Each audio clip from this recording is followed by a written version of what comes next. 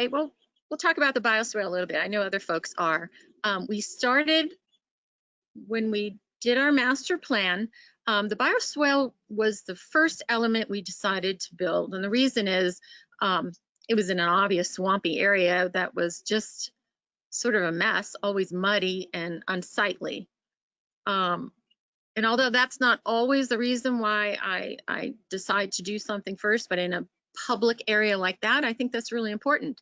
And to show the transformation of something that was unsightly, messy, you know, didn't smell too good, things like that, was a real opportunity for us. So that's what we did. We started with the bioswale.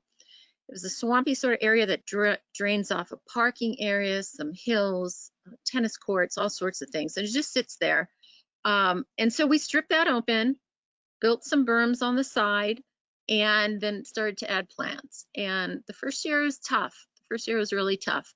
But after we got through that, it's just abundant now.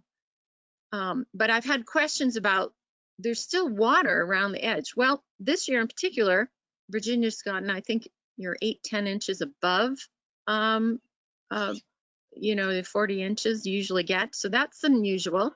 And we should be, you know, expecting those sorts of things more and more. So now you'll see water on the sides of it. Could we make that larger? We could, you know, and that's one of the things, just trying to balance budget and priorities.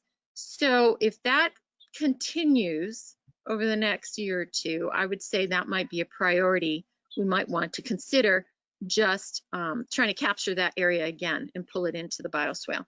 And that would just be saying we're going to minimize one of the berms and just move that out, which of course in my point of view is great. More plants, more animals, more cooling, more filtered water, just more delight, I think, as well.